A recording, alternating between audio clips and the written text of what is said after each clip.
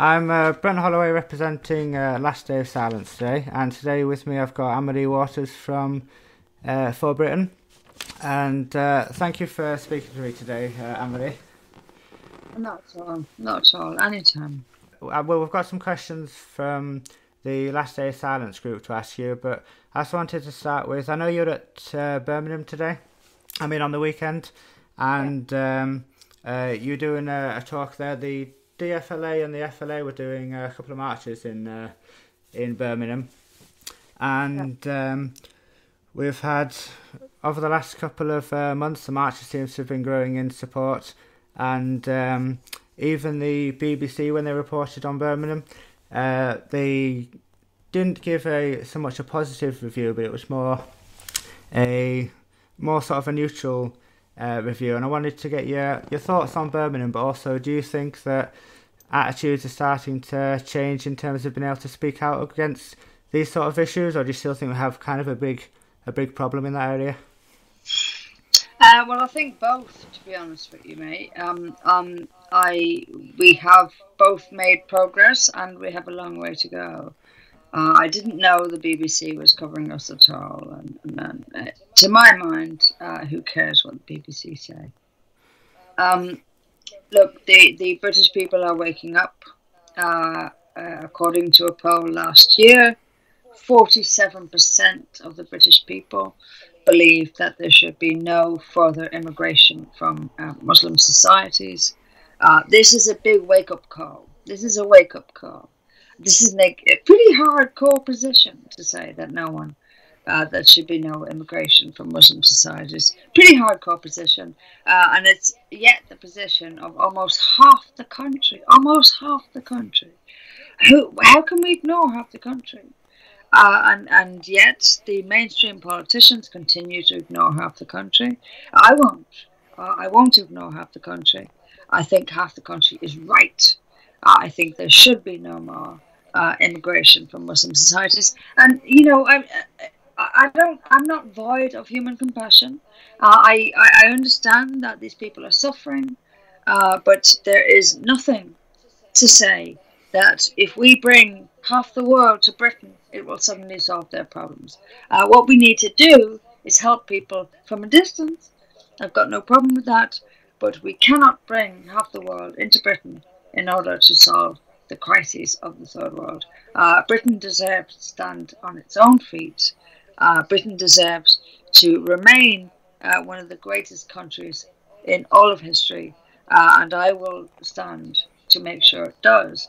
But we cannot. I am not devoid. I'm not void of compassion. I do believe in human compassion, but there are ways of helping people that don't involve importing them all into Europe.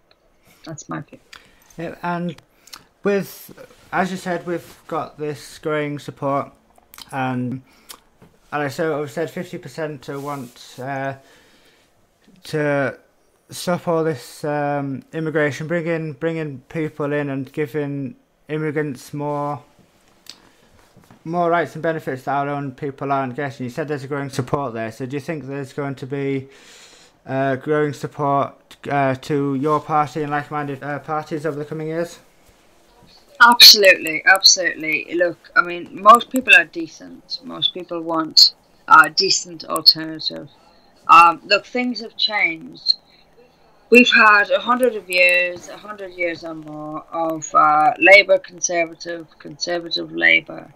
I think it's time that people realise that the power is in the people's hands, and I think this is probably the biggest problem, is that the people don't realise that the power is in their hands. But absolutely, I believe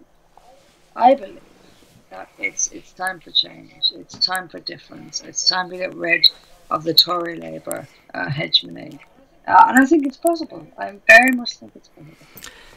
Now that your party is registered and it's now up and running, what is your main focus for your party for the moment?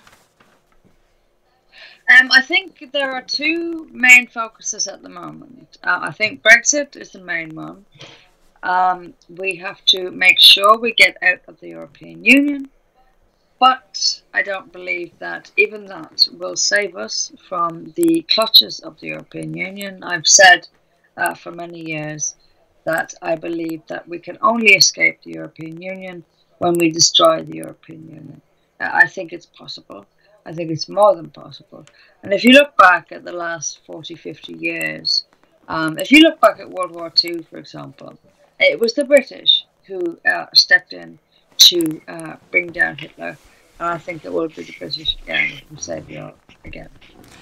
Yeah, I totally agree. And on the whole, the matter of the EU, one of the questions that was actually a concern for one of our members is the while we're going through these negotiations currently with Brussels, one of the issues that is coming up and has delayed the talks is the matter of Ireland and the Irish border.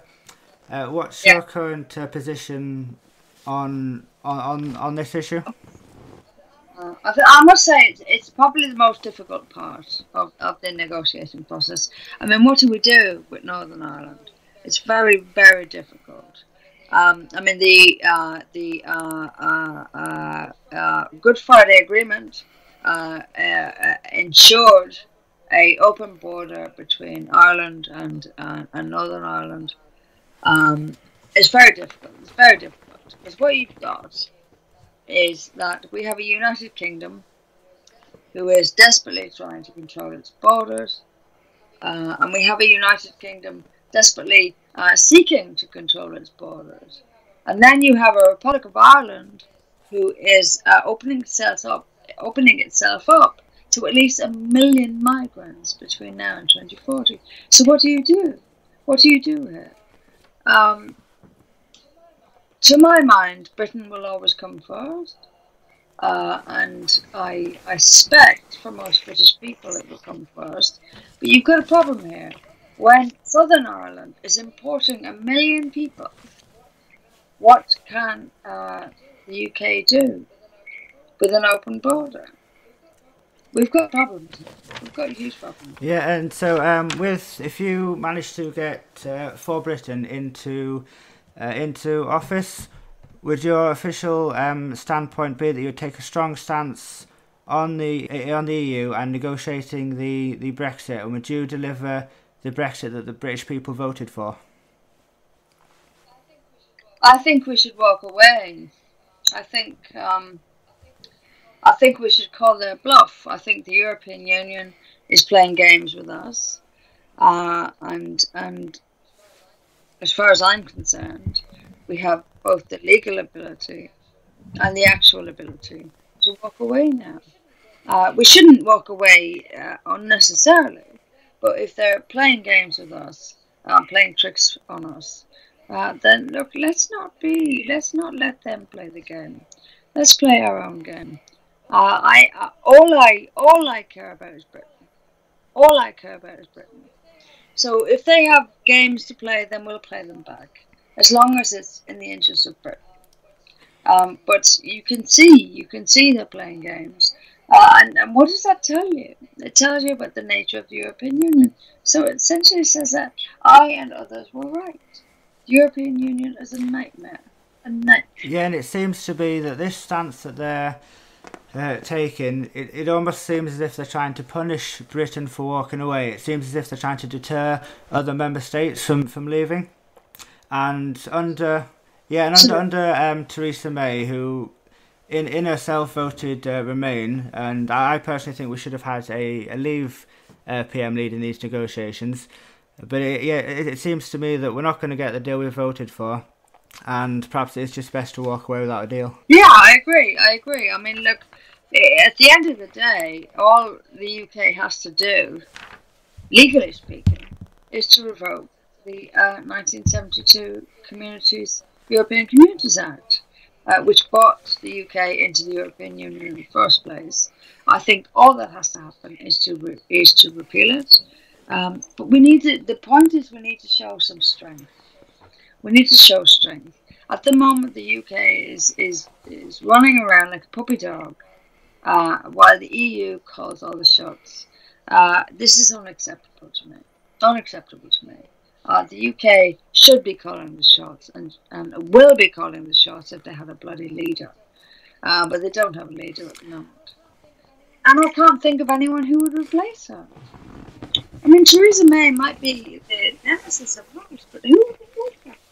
Who would replace her? Yeah, because there's some people that say that perhaps Mogg could replace her if there's a vote of no confidence on Theresa May, but even then, with negotiations going, I still think his stance would be to try and negotiate a deal. So do you believe that For Britain is the only party that would actually walk away without a deal, and then we can look to the future after that? Yes, I do, to be honest with you. Yes, I do. Look, we might not be the only party to say these things, but we probably are the only party to mean it.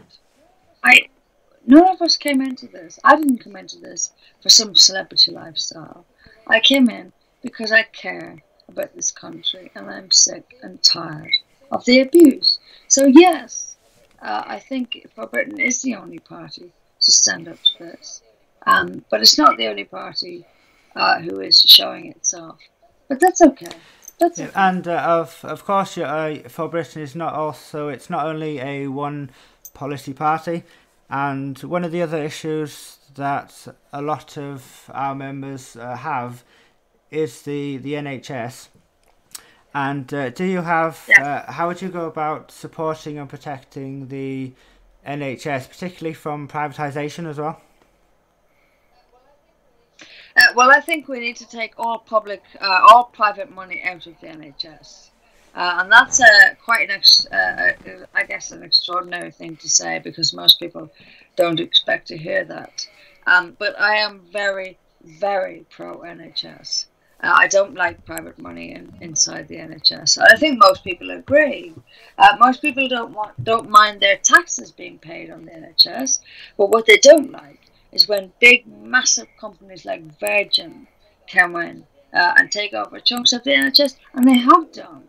I don't know if you remember back in 2015, that Virgin came in and took over a large chunk of mental health in the Sussex area.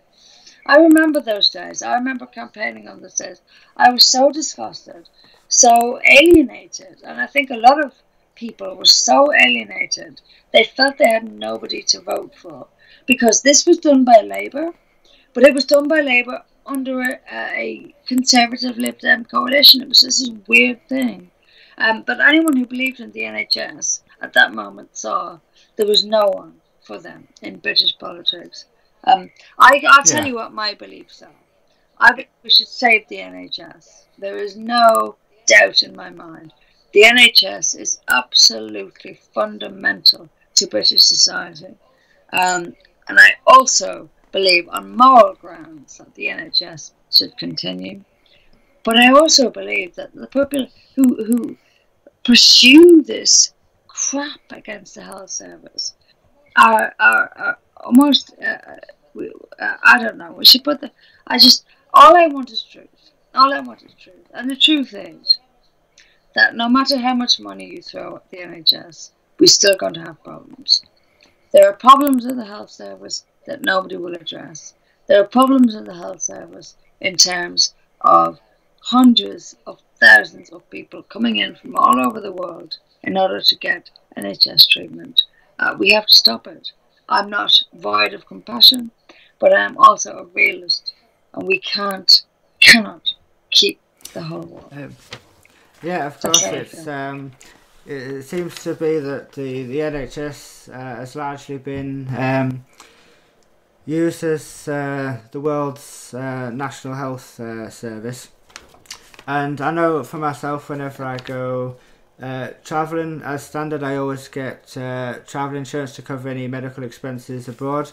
Do you think that, well, as well as leaving the EU, which would obviously have a knock-on effect of being able to control immigration, which would alleviate stresses on the NHS, but would you back a policy as well of having immigrants coming in and even visitors and tourists, people coming into this country having the proper health insurance to cover any expenditure while they're actually in this country? Well, why not? I mean, if you've got people coming in who are determined, who really want to live here, who love the country, and who have all their bills met, then why not? Genuine question, why not? And I've also wanted to talk about as well that obviously Islam is a big issue in this country, and one of the things that keeps cropping up in this country is the issue of Islamic garments such as the niqab and the burqa in Britain.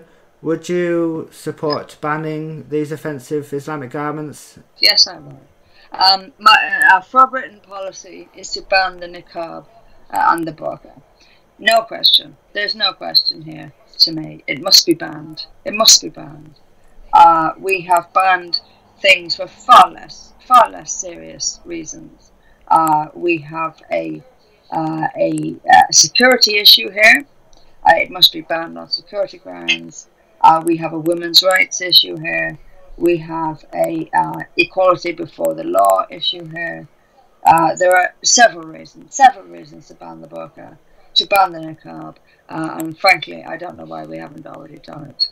We should have done it years ago. And if For Britain were in power, it would be banned. No ifs, no buts. Get rid of this monstrous garment once and for all. That's my view. And do you think about the possibility of that as well? Because we have a lot of people that protest in support of Islam in this country. A lot of people don't seem to realise the threat it poses, and a lot of people actually protest saying that it's a woman's right, for example, to wear the niqab, and they don't see it as an offensive garment. So do you think that there's going to be a lot of opposition to try and implement that policy? Yeah, sure, but not from the mainstream majority. And this is the problem. We've ignored the majority for years. I know that the majority of the British public is on my side. If we were to present a piece of legislation in the House of Commons that said we will ban the burqa, most of the British majority would be on my side. Right. The problem is that we've lost touch with the British majority. Yeah, I'd like to think that is true, and I would like to personally see that banned myself in this country. And leading on from that, again with the issue of not just Islam, but we seem to have this almost like a two-tier judicial system now in the UK, especially relating to native British people, and then migrants that are coming in. There's not all people coming to this into this country are presenting a problem, but it is also true that there is a large problem, especially in Europe as well, from crimes committed by migrants. Yeah, almost every day in the news you see how Muslim rape gangs, how the perpetrators are let off even without a custodial sentence, whereas people like Count Dackula, for example, that's facing up to 2 years in jail for a joke. And what's your views on this this sort of two-tier judicial system that we have? Well, probably guess. I mean, Count Dankula, I don't know the ins and outs of that story, but from what I read, he had made a tasteless joke. And what I can, the result seems to be that you can go to jail for a tasteless joke. Yeah, of course you shouldn't go to jail for a tasteless joke. This is absurd. I think at this point you're more likely to go to jail for a tasteless joke than you are for raping a child. This is the moral vacuum that we live in. This is a moral degeneracy that the UK is currently in. I don't know Count Dankula very well, but I do know that I think nobody should go to jail for a joke. And especially in a society where its children are being raped over and over again, and the police are doing nothing. So it's bewildering, and I think half the world is watching and looking at the UK now and thinking, my God, they're imprisoning a guy for nothing, whilst child rapists roam free. That's the reputation our country has. Do you have either a policy or a stance? Is there anything that you would do to try and readdress this issue in terms of implementing policy? Which issue is that? No, it's important. Which issue is that? With the two-tier judicial system, where it seems that often, like I said, Muslim rape gangs, they'll get off with. Okay. We need an absolute change of culture within the police, but the for Britain policy is to bring an end to politically correct policing. One law for all.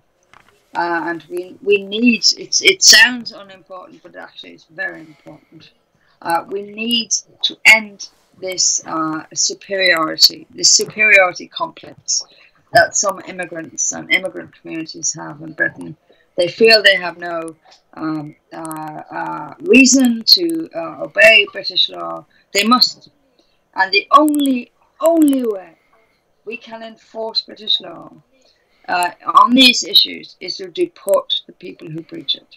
So if you have a family which puts up their little girl for genital mutilation, then the whole family must be deported, and it must be, or we have no control of the press, obviously, but the press will report it.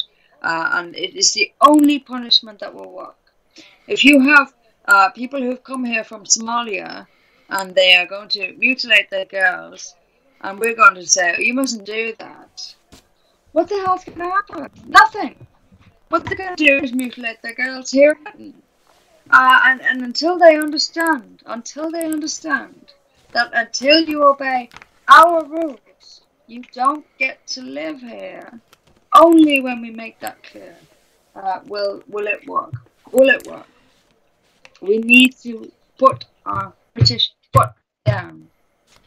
I couldn't agree more. And leading on from that, we have, for example, that when one or two, or when a couple of migrants are allowed to enter this country, even if they're economic migrants, not genuine refugees, once they're here, they're then able to bring family over.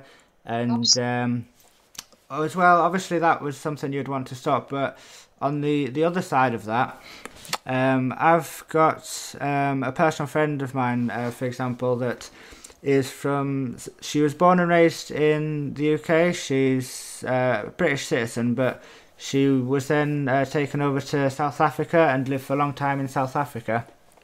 And she has family over there, but now it's very difficult for her to, especially with the genocide that's going on in South Africa that the media seem silent on. It's very difficult for her to bring her family back over into the UK. So on the flip side of that, is there anything that you would do to ensure that British citizens that do have family in unsafe war zones, would they be, under any for Britain policy, would they be able to bring their... I think we need to, one of the things I advocate is changing the entire policy system. We do need a points-based policy, sure, but we need to change what the points mean and what points are for. We need, as a European country, to reach out to Europeans. I certainly feel that way. My partner, for example, is from South Africa and from the white farming community in South Africa. So at the receiving end of what's going on now in South Africa, I think that we Europeans need to welcome back Europeans when they need refuge. And let's wait and see what happens in South Africa. Let's look at the Dutch-speaking South Africans, for example, which is what my partner is from. Comes from the Dutch-speaking South African community, and obviously they come from Holland. and they are the primary farmers in South Africa. So I've got a personal connection with this, and I can see that what I wish, what I think should happen, is that when it gets really dirty for white South Africans, for Dutch-speaking white South Africans, or for English-speaking white South Africans for that matter, we should welcome them home to Europe. And I think we should set up homes for them in Europe and welcome them home. But in the meantime, there is a great assault on white South Africans, a great assault on white Africans, full stop. My general thinking is that let's bring them home. Let's bring them home to Europe.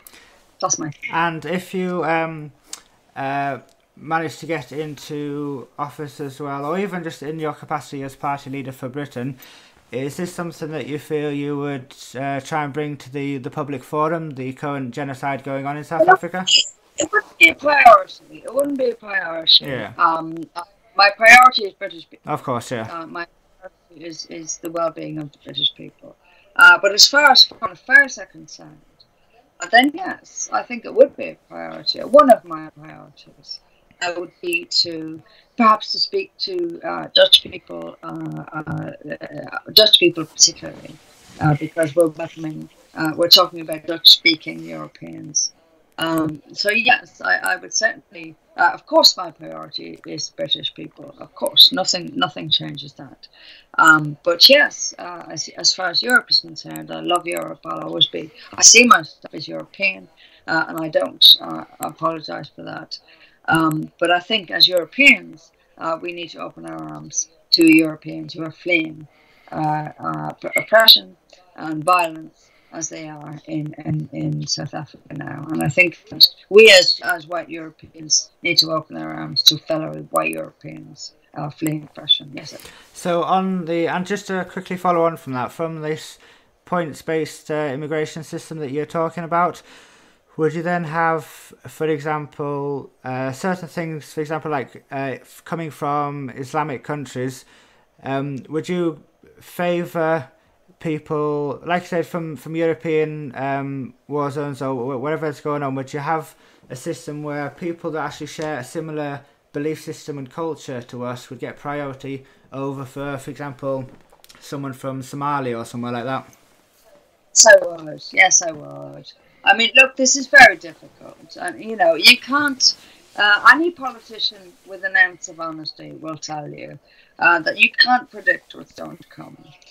You have a set of principles and you have to stick, or not. I'm only human. I'm a human being. And what I'll give to you is my human perspective on this. Yes, I think in the future, as far as immigration from non-European societies is concerned, yes, we cannot continue to accept immigration from, example, Somalia. If we have, look, the problem.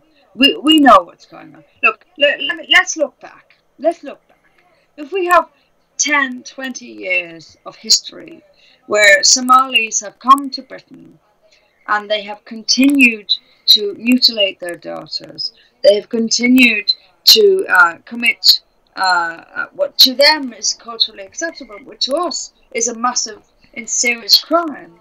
I think, on balance, we should, in all honesty, just keep them out. I don't see what's in it for us. I don't understand why this immigration has to happen in the first place. People keep telling me, well, Muslims can move to your society and they can do this, and it'll take time for them to adjust. And I keep thinking, well, why do they have to come here at all? Oh, it'll take time for them to adjust. Great, but how many of our girls have to be raped and abused in the meantime? I don't understand why we have to let them adjust at all, because I don't understand why they have to be here at all. I don't understand it. These are our countries. Europe belongs to Europeans. Surely agree on that.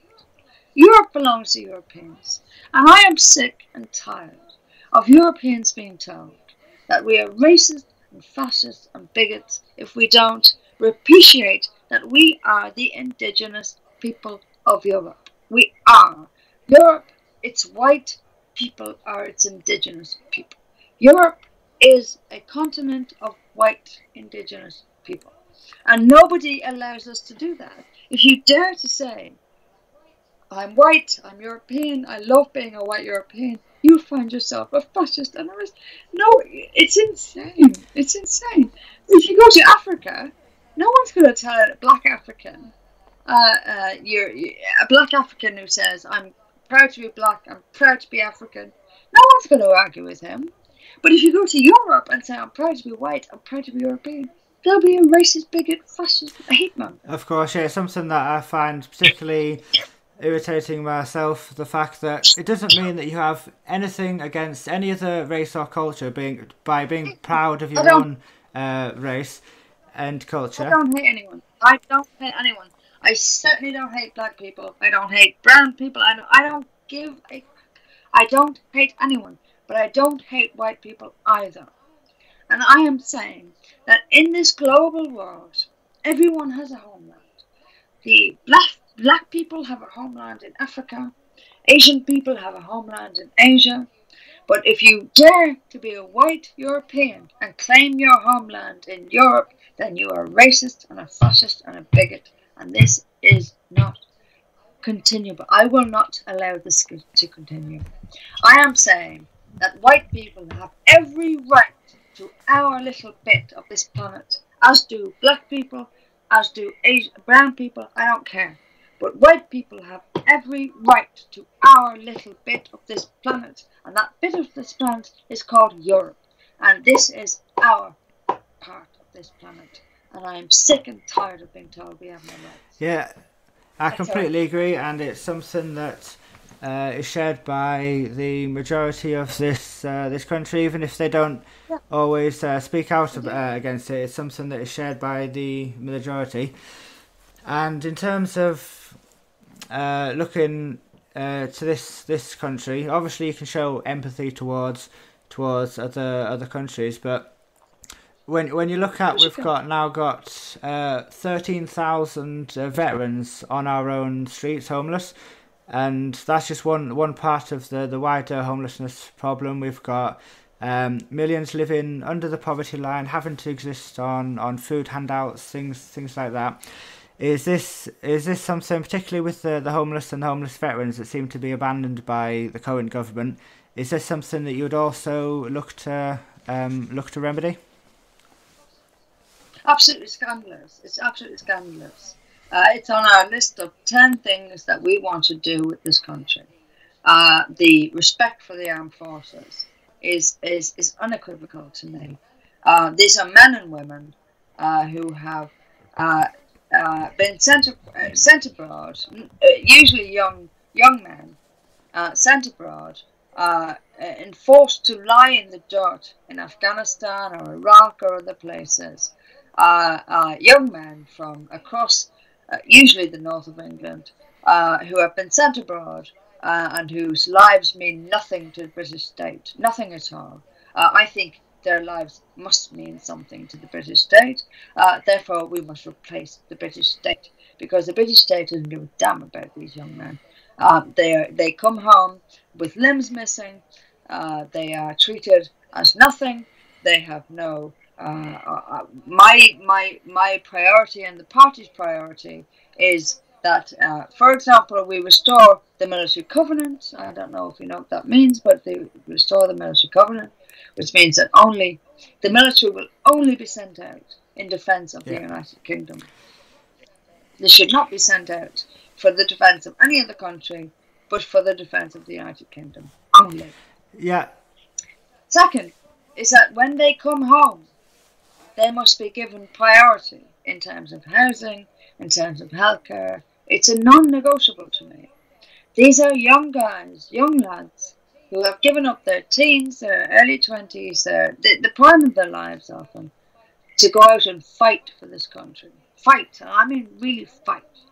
When they come home, they must be treated with the due respect. And I think they should jump the queue on NHS mental health care, and certainly with housing.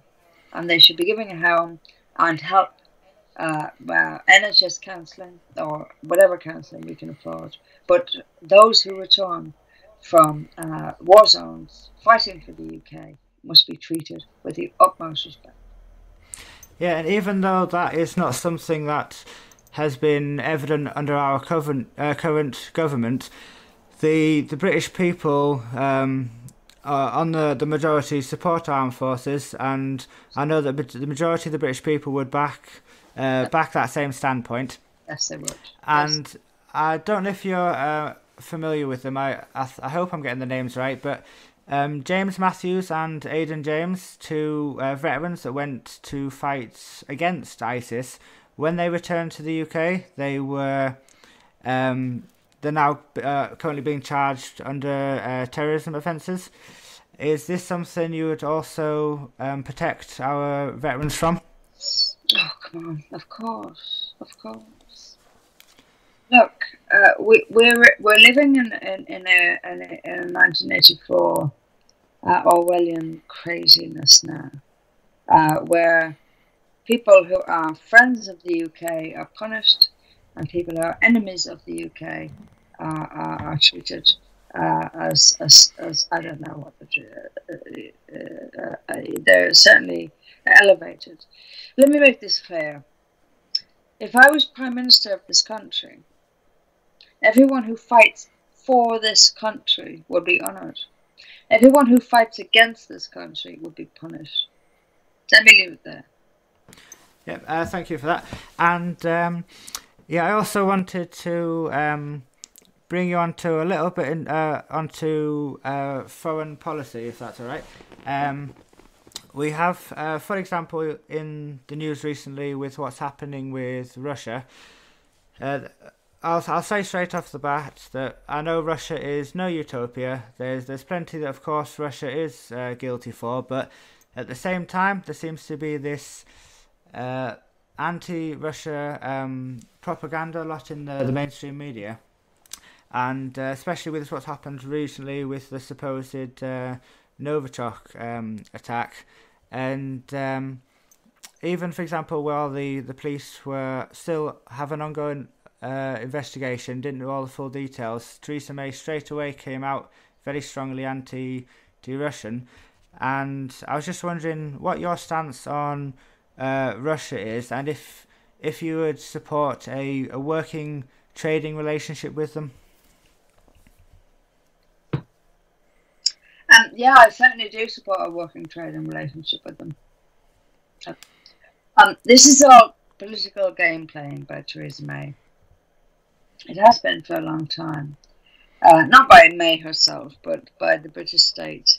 Look, they were quick to expel Russian diplomats, and you can see it's rising up. Australia has now expelled its Russian diplomats, and several countries across Europe have done the same.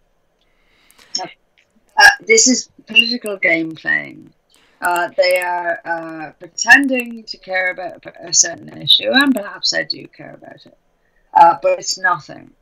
Russia presents no threat to Britain, and everyone knows it. Everyone knows it. Russia presents no threat to Europe, and I don't like Putin. I mean, nobody cares really. Who cares? Even if I do or I don't, it doesn't matter. But Russia presents very little threat to European way of life, and you will find that Theresa May has gone out of her way to single out Russia while doing absolutely nothing about the rest of the mess in this country, and I suspect that's the reason why.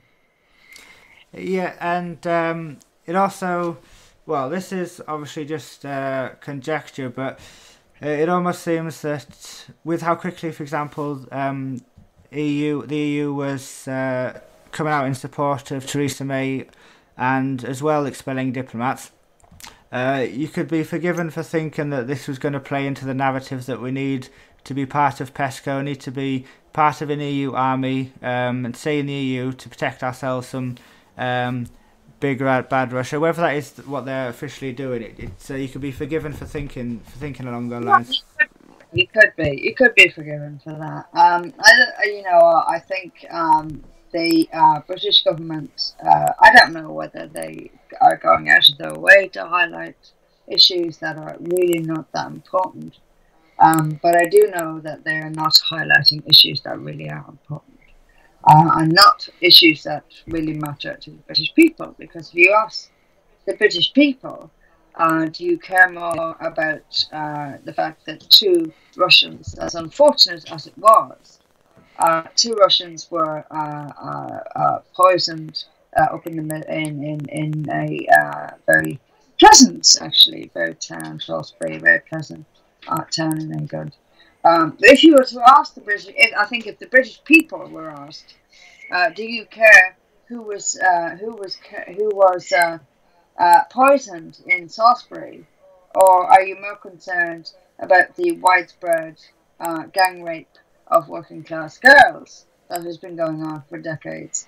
I'm pretty sure the British people would say we're more concerned about the rape of working class girls, and the British people have no answer. The British politicians have no answer for that, and that's why they're focusing so much on the Russian issue. That's my Yeah, and especially with, for example, Labour, that many Labour constituencies have a big Islamic rape problem, and especially with people high up in the police that have also helped cover this up. Is it something that you would actively lead, and whether it be working with the high up in the police force to change their focus and change their way of policing, but would you actively support an investigation to highlight how serious this problem is and to try and stamp it out? Absolutely. I mean, this is the whole point, really, for Britain. We're sick and tired of no accountability. We're sick and tired of chief constables who have allowed gang rape of little girls to go on for years. Britain wants to bring authority back to the British people, so that the people can sack these scumbags, frankly, excuse my language, but scumbags, and they are scumbags. If you do nothing, while you know that a girl down the road is being gang raped, then you are highly suspicious, morally speaking. And I want rid of that. I want decent people in charge. And you know what? The only way, the kind of police commanders and all the rest of them, the only thing they care about is losing their jobs. So if we can put into place a system where the local people get to sack chief constables, we might be on the way. Yeah, I could see that really working, especially with the British people are obviously starting to wake up to these problems now and want to see real change, but a lot of the time they don't feel like they've got an active voice, and they feel powerless to do something. So I think voting for local police commissioners, things like that, would be certainly be a big step towards that. One issue I do see with, for example, the extent of the Muslim grooming gangs that we've got in this country, and also with how a lot of people are going into prison, and we've got some prisons that have Muslim majority inmates, and a lot of people are actually being groomed and radicalised in prisons. And with the amount yet out on the streets still, one problem I do foresee is simply the availability of prison spaces. And say if we were to alleviate the problem of prison spaces, how would you then deal with the radicalisation of having high Muslim demographics within our prison systems? Yeah, I mean, I know this is difficult. I mean, the first objective is to increase prison places. I would certainly advocate a mass expansion of prison spaces. But look, they're advocating for each other. They're spreading the Islamist message. Um, in reality, there's not quite that much you can do about it. But what you can do is keep them locked up. What you can do is keep them locked up. And I think it's all a matter of priority. At the moment, a lot of our prison space is taken up by people who've done, yes, they've done wrong. Of course, they've done wrong, and they should be made to pay for what they've done wrong. But they're not necessarily deserving of a prison sentence. And I think we ought to keep our prison sentences for people who are violent. But what we need to do is make prison sentences matter. If someone is given a 25-year sentence, then they should serve a 25-year sentence. But I honestly believe that we need perhaps two prison services. If you're gone in for anything related to Islam, then you should be separated. I think your case should be treated. It's really difficult to answer that question. It's really difficult to answer that question.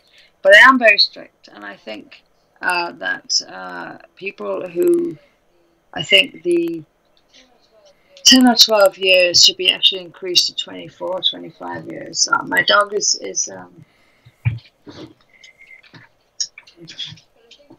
but I think that whole life terms Yeah. would be used a lot more regularly. And I have two further questions, if I can just bother you for a few more moments. Yeah.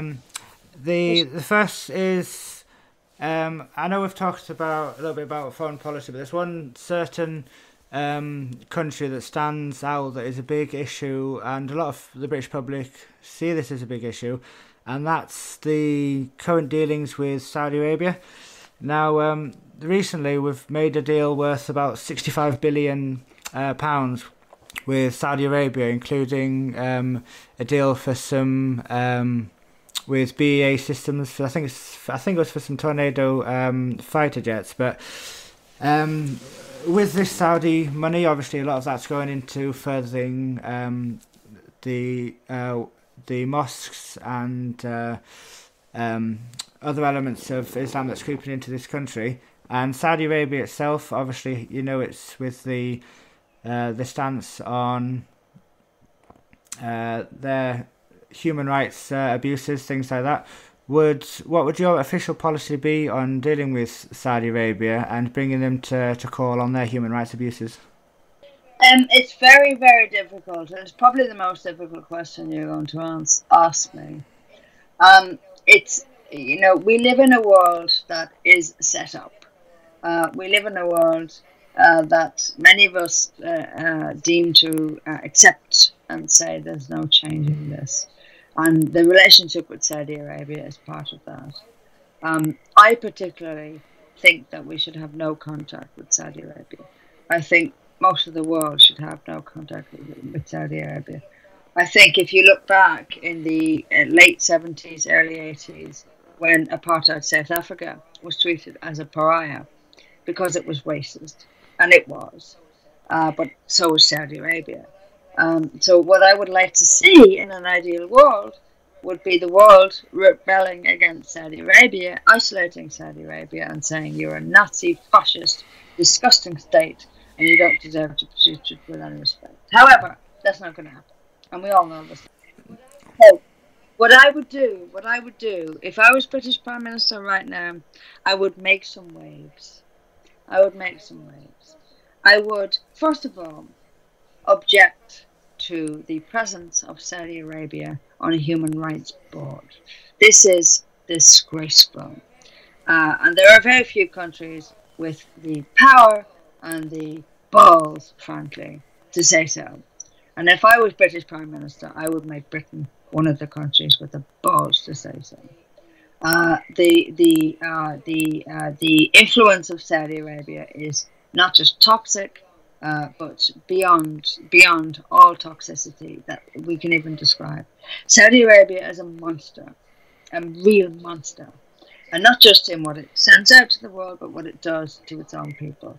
And I would like, if I was Prime Minister of the UK, I would stand up and say, much as I respect our friends in Saudi Arabia, that would be disingenuous, by the way, I would say that we, the British, have a certain standards. We have certain standards. We need to find another way of doing this. And we are so dependent on Saudi for oil that we need to find a non-oil alternative. Now, I'm not going to pretend that I have all the answers. This is a long and complex relationship. But I will say one thing. If I was in charge of this country, Saudi Arabia would hear objections the like they have never heard before. And even if you didn't quite have all the answers now as well, would you also look to find some way to get away from the reliance of oil from these countries? Priority. We need to find an energy source that doesn't rely on oil producing countries. I want us to find an energy source, full stop, that doesn't. I want us to find an independent energy source. And we actually have quite a bit. I mean, if you look up in Scotland, the Scottish oil industry is quite a big earner. But also, I think I would like the world generally to head towards a non-oil reliant economy. I think there are many things if we were open-minded, we don't necessarily need an oil reliant economy. Yeah, and particularly with the actual technology is not unobtainable to us, especially for us being an island nation. There's lots of alternatives, for example, hydroelectric, things like that. So yeah, I think the British people would certainly get behind your standpoint on the reliance of an oil-driven economy. Yeah, we need to rely on ourselves. I want a British-based energy policy. And I just had one final question for you, please. And obviously, you used to be, for example, in UKIP. You've now started your own party for Britain, and we've seen lots of splinter groups. We've got the DVP. There's quite a few different parties now with kind of similar policies on various issues. But one issue that I see is, well, I first of all, I don't see the Tories holding office again, but we run the very, very real risk that with all these different splinter parties diluting the vote, we run the very real risk of getting a socialist Labour government under Jeremy Corbyn. And a couple of our members have wanted just to approach the topic to you about, is there any chance of any form of either amalgamation or coalition or any sort of working relationship with UKIP to get that vote again to keep Labour out, or is there any sort of? I'm not against anything. I'm in this for the country. So if UKIP approach me, I'll talk to them, but they won't. Yeah, but if your standpoint is, if we could get somebody from UKIP that were prepared to sit down with you, would you be prepared to sit down and discuss some sort of? Of course I would, but they won't. I promise you, they won't. Yes, for me, absolutely. Right. Well, thank you very much for speaking for me today, and I wish you every luck with For Britain. And I hope you have every success with it. And again, thank you very much for talking to me. Not at all. Thank you very much for having me. Okay, goodbye.